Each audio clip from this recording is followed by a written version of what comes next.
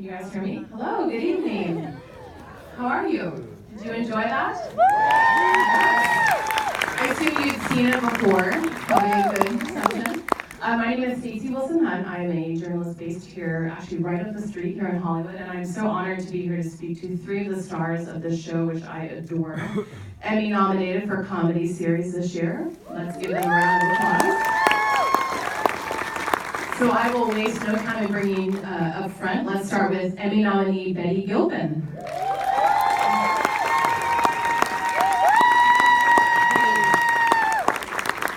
Absolutely should have been an Emmy nominee, Alison Brie.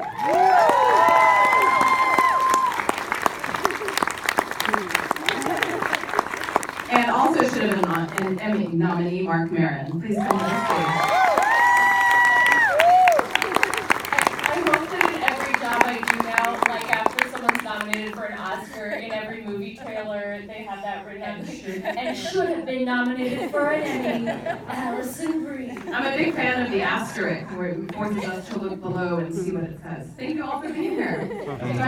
So I have to say, you have been promoting the show consistently for pretty much an entire year. Because last year, around this time, I went to the premiere, which was super fun. And I feel like it's just been this constant churn of promotion and celebrating the show, which is so wonderful. And I want to know, how has the show changed your lives? Because it has been very special for each of you in different ways. So I'm going to start with Betty, because you're closest to me. How has it changed my life? It's definitely changed the way that I work.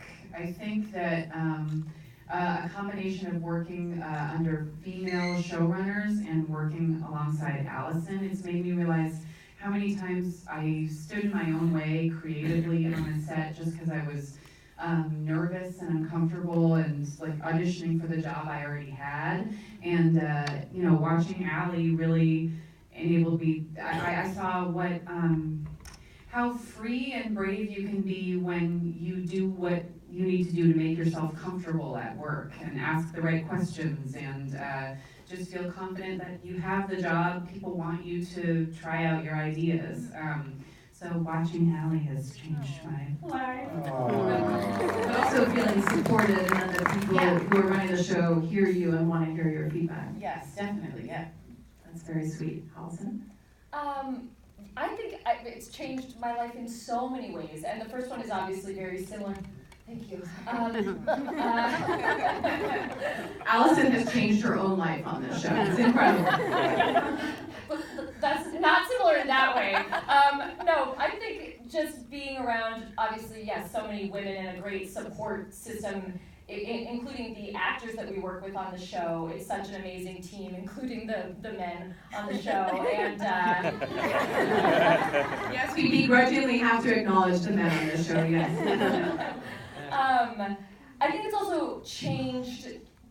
We talk a lot about body confidence. It's certainly changed a lot in the way that I think about myself and my body as an actress and as a woman and as a person. And that sort of comes in waves. I think sometimes I'm like, the change is very evident. And other times I'm like, where did the change go? It's supposed to be changed forever.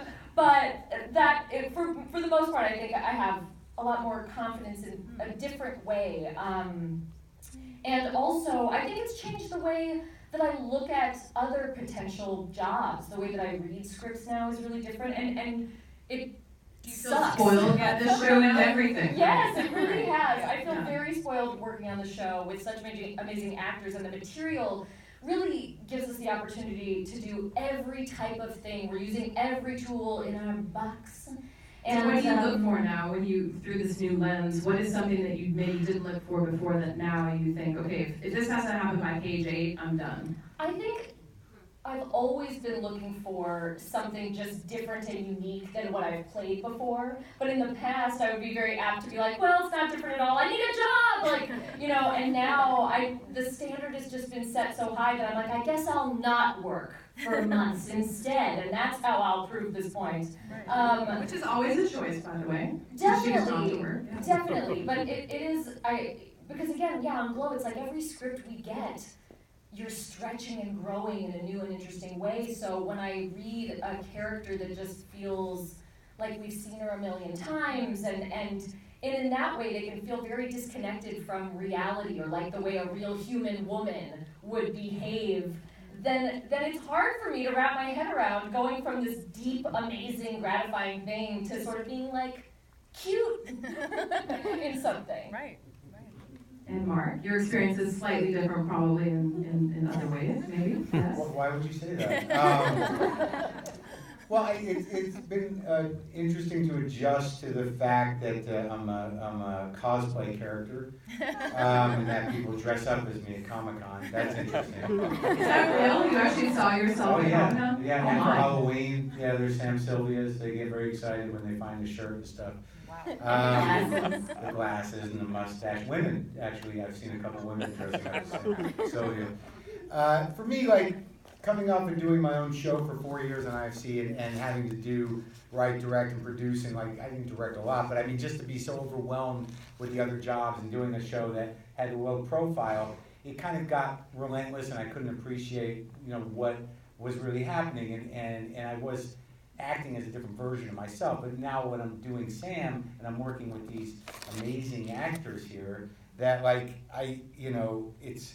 it's like just the next step, and it's very engaging and exciting, and like sometimes I can't believe it's happening. So how it's changed my life is that I'm excited to be acting not as myself and only having to do that. I'm also excited that I'm learning how to be better at it and finding some excitement in doing it, as opposed to like, fuck, can I do this? Which drove most of my career. And continues to in some way. Sure, like a little bit, but but I'm pretty relaxed, and I'm not as freaked out as I used to be. But also, like, there's a whole other world of people that recognize me for this thing. Like, I'm not bragging, but like I do a podcast twice a week. I do stand up and I do glow. So if somebody comes up to me and says, "I really like your show," I have to fight the urge to go which one though? Which thing that I do are you enjoying? It's a good problem to have. It is. I just say thank you, and I walk away going, "What the fuck were they talking about?" But it's just been like very sort of humbling and exciting to find, to learn how to act more and be better at it, and be working with such great people to where they elevate my game. Because it'd be surprising to know that I'm still a little insecure. I know I seem grounded and confident all the time, but it's been. This is definitely a heavier acting responsibility in terms of carrying the narrative. I mean, on Maron, you're playing a version of yourself, so this is a stretch. You are not playing yourself in the show. Yeah, I've had experience with smoking cigarettes and doing blow, and so that all informs his character. But and I'm glad I had those experiences. Who would have known that they would pay off? Because when you're actually involved with those things, you're not thinking like, I'm going to need this at some point. Like what I'm learning now is really going to really pay off. But you were method back in the day. You didn't even know.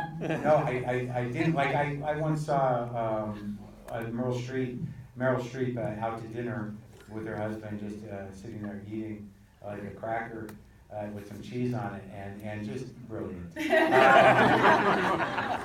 you just take it with you wherever you go. 100%. You live and breathe it, really, and we can tell, Marc. We can tell. In what ways would each of you say you are most similar and most different from your characters in the show? And what ways are you stretching, and in what ways are you accessing something that you think, okay, that's right there below the surface? I can address this immediately. I was alive during that time, and Betty was not alive during this time, which we can acknowledge. Okay. Yes. But Next to the I think Sam's a very familiar type of man of that period, in terms of his shamelessness and yet his sort of delusional sense. And there are certain qualities of him that I've had to work through as me, but they're in there. They're the anger, the insecurity, the defensiveness, the hostility, and sort of like some the delusional element. Like, it's sort of interesting to go back to that and to sort of be in it, shamelessly. But I certainly, as a man, as me, have experienced some of those feelings, and I'm glad that I don't live in them anymore. I had enough distance from them to make them somewhat endearing most of the time. Not so much in that first episode, but if you watch the whole series, you know, he is a salvageable man. Yes. You emerge a much more rounded person by the end of season 2. Yeah, not a terrific guy, but you know, but you kind of empathize with him, you know, and it gets kind of, you know, he loses on a lot of fronts, but it's nice. How about you, Alison? You seem to seamlessly embody your character, but at the same time, I'm sure this wasn't, you didn't wake up and say, I am this person. Thank you for thinking that. I mean, it's strange. I think that the longer you work on a show, it becomes more difficult to see differences between yourself and the character. You sort of like, maybe more in season 1, I'd be like, and Ruth is like this, and there's me, and even by season 2, I'm already like, well,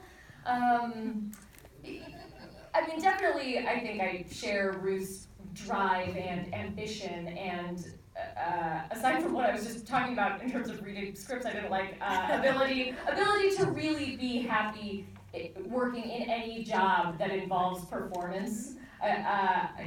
You know, I like to think I'm slightly less cloying, and I don't betray my friends in major ways. But have you? I mean, well, the last 5 years. All right. No, never like that, never like that. I think that, I don't know. There's certainly a lot to Ruth in her relationship with Debbie that is not a part of me anymore, but I can recognize from my youth having very alpha female friends and kind of falling into a resentful place that I really haven't inhabited in many, many years, thankfully. So that's a nice place of separation. And even in season 2, I think we see a bit of Ruth kind of, especially in episode 7 when Ruth and Debbie kind of get into it, Ruth wanting to be the martyr in certain ways. And that I don't think is a trait that I share with her, thankfully. Good. So only her good qualities, and like none of her. I think I share some similarities with Debbie about her feelings about being an actress and some of her frustrations with it. I think that, you know, she sort of believed the business when it told her that the things that were valuable and lucrative about her were the things that were going to expire, and like youth and beauty, and it's like you're a Barbie, and then when all that starts to fade, you should just go live in the tundra because you're not worthy to the world anymore. And I think that voice is always going to be there. You know, it was there in 1985, and it is there today. And I think it's a tempting option, especially when you're a questioning, more insecure person, when someone's like, oh, I've got the answer, this is what's worthy about you. And I think that Debbie's frustration and my own are similar, where you're like, no, I want to be, you know, Joan of Arc, not, you know, Barbie.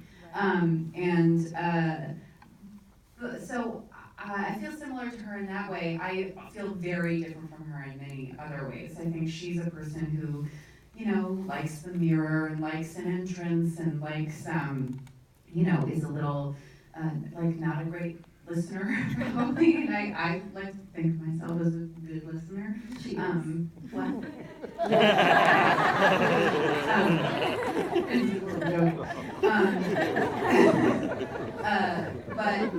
Yeah, I think she is that alpha friend, and we share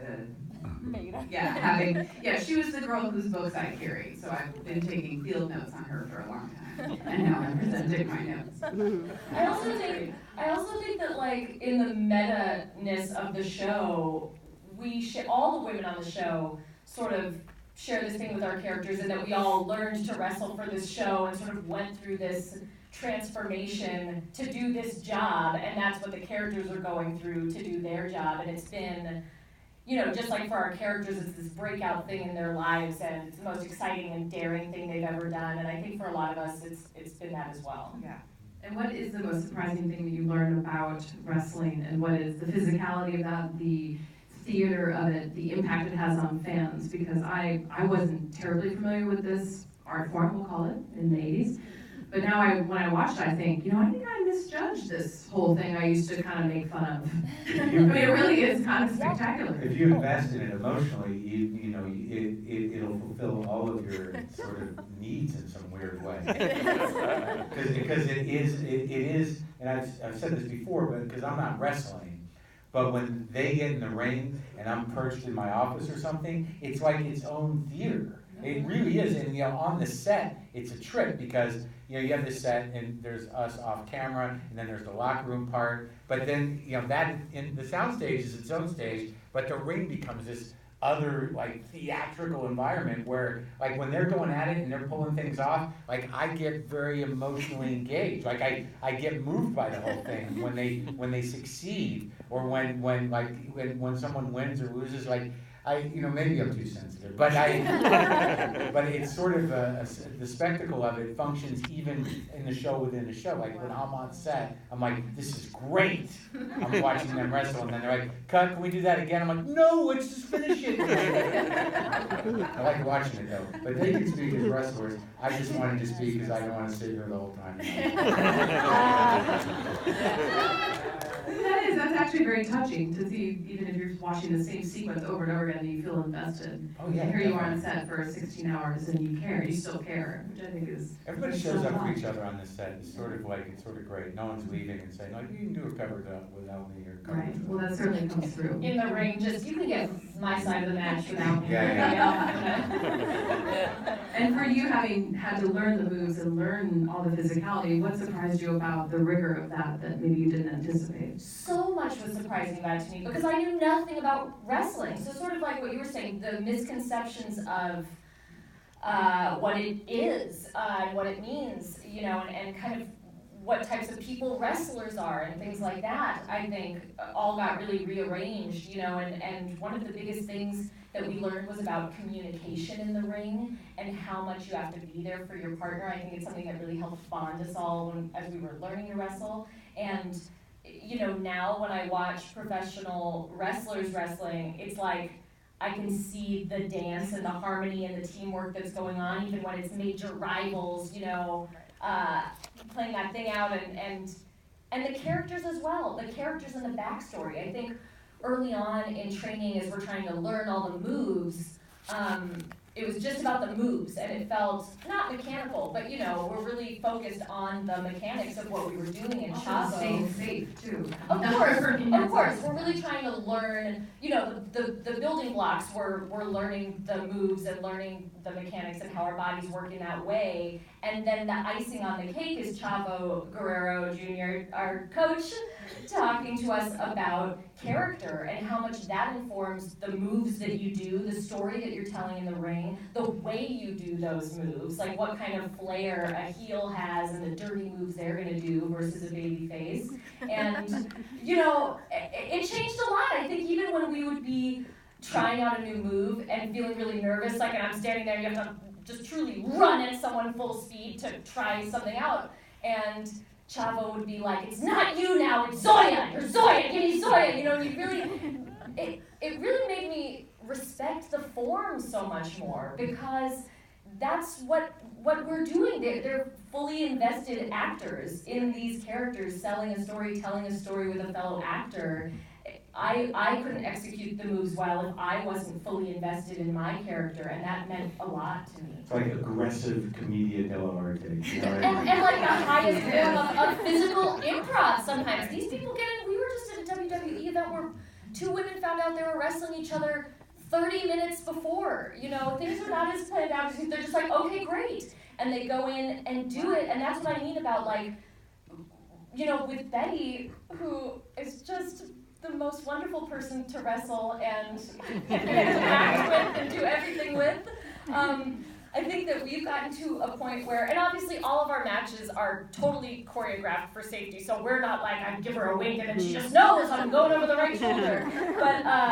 But even that said, there's a speed at which you're doing everything, and there's like a signal of when we shoot the wrestling matches, we shoot them mostly top to bottom until we get into maybe get special coverage on things or if there's dialogue.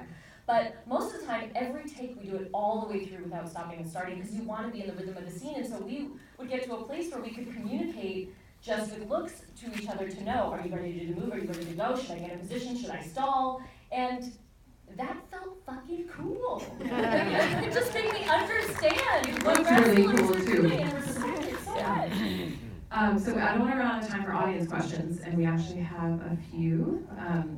So we have a mic, so don't start talking until you have a mic. So we'll start in front just for facility's sake. Does anyone have a mic for this gentleman? There we go.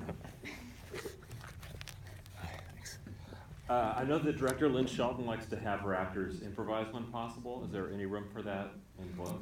Not much, but I think not much in the acting, but it seems like in the wrestling, sometimes you guys can have a little leeway, but it's pretty tightly scripted. And some directors, not Lynn this time, though she does do a lot of improvising, but like Jesse would sometimes say, like, you want to do one at the last take, where it's like, come on, wing it a little bit.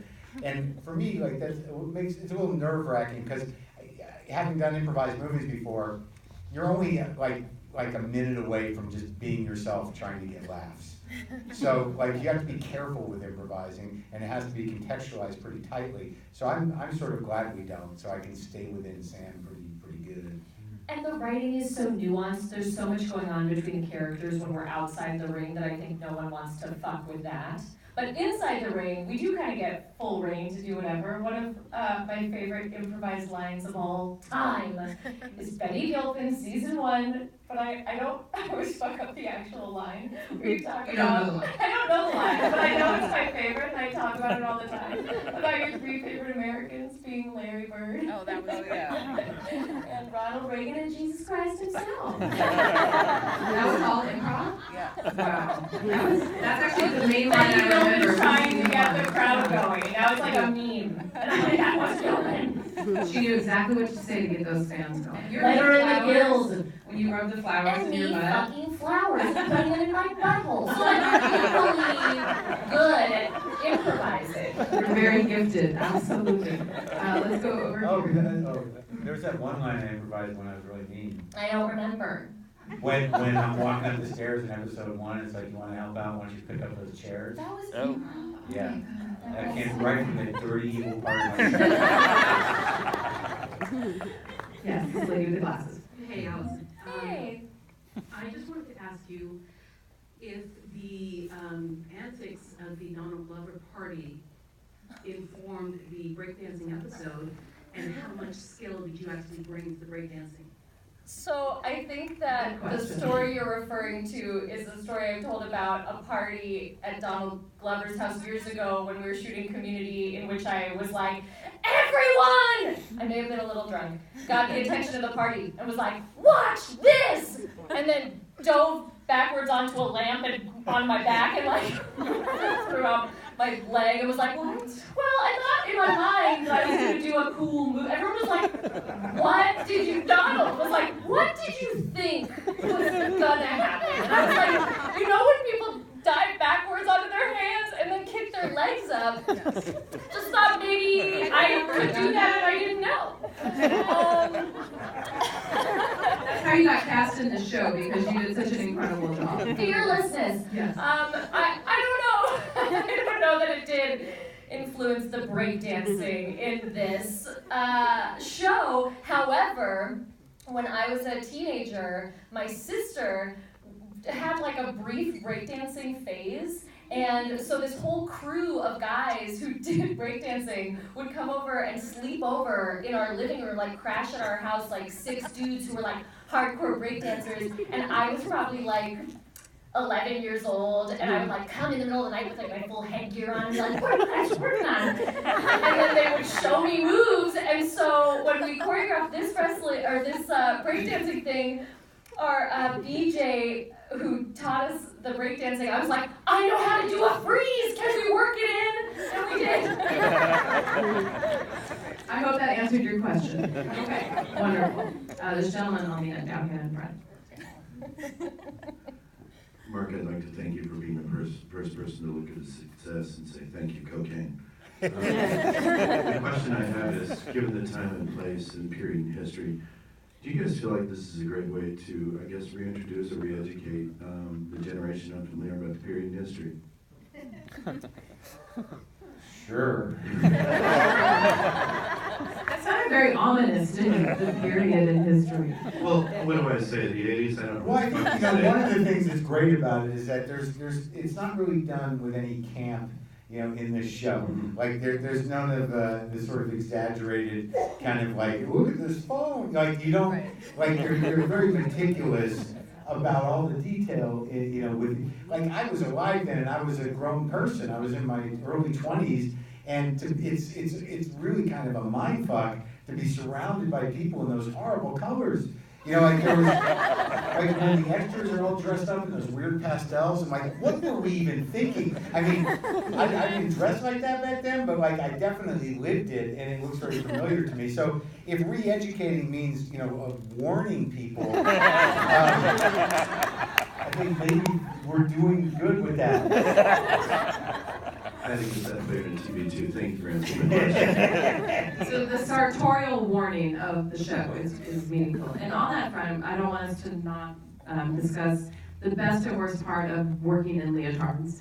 Because I look at you in the bravery that each of you employs in wearing these clothes, and the places these clothes go during your movements and such, I cringe, and then I also just say, wow, it's brave. So tell me, what is it like to work in leotards that tiny and tight fitting? I don't think about it at all. It's one of the great things. It's one of the great things about working on a set with so many women. This is like, we talk so much about working with women and kind of in these bigger, bigger ideas about working with women. But the fact is, like, I think having so many women on a set in leotards like that, we're not thinking about it. And working with this group of women is incredible because even though we're doing so much physical work on the show, seldom are we talking about our bodies, talking about what we're eating. A lot of adjusting. It's very refreshing. We are doing a lot of adjusting. I've fully lasered all my pubic hair off. Now you all know that. Not all, I kept a little, come on. These are the concerns that I have as a viewer when I watch this show. I really have to say. These are real concerns. We had new costume assistants between season 1 and season 2, and when we were shooting the first episode at the mall, one of our sweet April, one of our costume assistants was chasing me the whole day, just trying to glue my butt pad, that part of the leotard, the butt pad, just trying to glue the leotard on my butt so it wouldn't go up my butt crack. And I was like, oh, April, it's just gonna go there. And I'm fine with it. And also, it was like very comical to me because we hadn't yet done any wrestling on the show. I was like, just wait. I spoke to Liz and Carly, your EPs, a few months ago, and they said they do feel like they're running a leotard factory in the sense that you come to set, it's just racks and racks and racks of all types of leotards. But the fact that, and just to get, sort of sentimental for a moment, to see all these women with all these different bodies, I mean, it is revolutionary to me. And I actually feel better about myself when I watch the show. I look and I say, that's incredible. No, I mean, do you guys feel the same when you watch? You actually feel like, this TV is helping us. So that's just me editorializing. Okay, one last question. Who does anyone have? Okay, right here on the end with the glasses. So I guess I could ask about how in this the episode there, how color and light are kind of a vehicle for metaphor between the relationship between the two characters. But I'd rather ask, how the hell did they do your hair and get it to stand up so straight? Because that's awesome. Thank you. I mean, we have incredible people that work on this show. Teresa Rivers, who's the head of our hair department, actually did hair and on Mad Men. So we have our Mad Men hair and makeup team, Emmy nominated. And is that all your real hair that we see when you're Zoya? Oh yeah, both of us. It's all our real hair. I get a perm. Thank you. I get my hair permed each season for the show, so it already has a bit of wave and volume. And then Teresa just really. It's just a lot of teasing and hairspray. It's just tons of teasing, tons of hairspray, a little blow drying, how long gel. would you say that takes? About an hour. Wow. We each spend about an hour in hair and an hour in makeup when we're in full wrestling characters. All 14 of them. And when I'm just regular Ruth, it's about 15 minutes in both. And when you're a regular Debbie, it's like an hour and a half. Honestly, not as bad as I thought. Yeah. There's a lot of teasing and a lot of hairspray. The better part, I think, is taking it down at the end of the night where you're like, we're done! The hot, Oh. yes, yeah. Oh, yeah. The feeling of a hot towel after a day of Liberty Bell, when there's like glitter in my brain.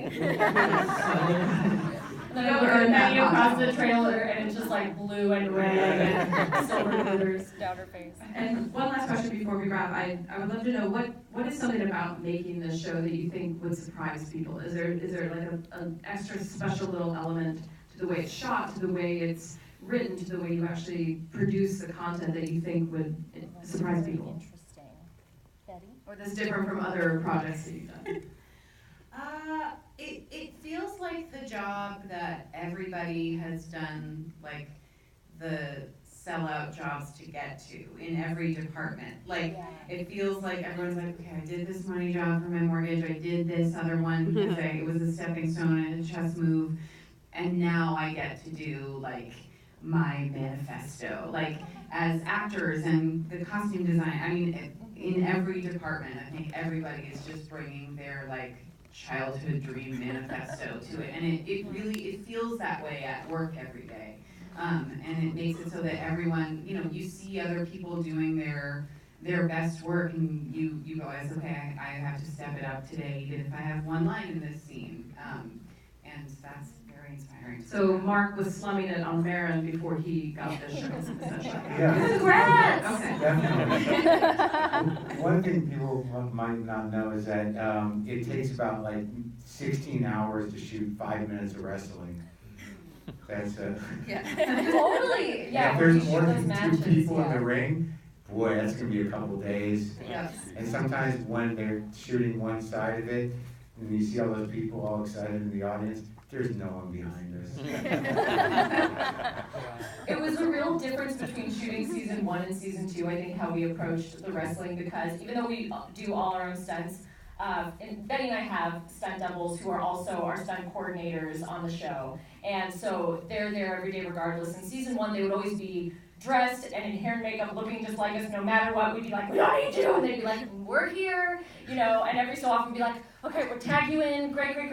And in season 2, they were never dressed. They were like, we're here, we're in our sweats, and we were like, but what if we need? Yeah. You got this. Season 1 was very much like, okay, we're gonna shoot the suplex. How many do you have in you? And we'd be like, 4. And they'd be like, okay, we'd save it, we'd save the shot. And by season 2, we have a match where we did a suplex 15 times. They were just, we had to be like, so how many more suplexes did you left? Like, where are we in the coverage on this? Yeah. Like, we just have to flip the room and do it again that many times from the other side. And we were like, I just became too good at it.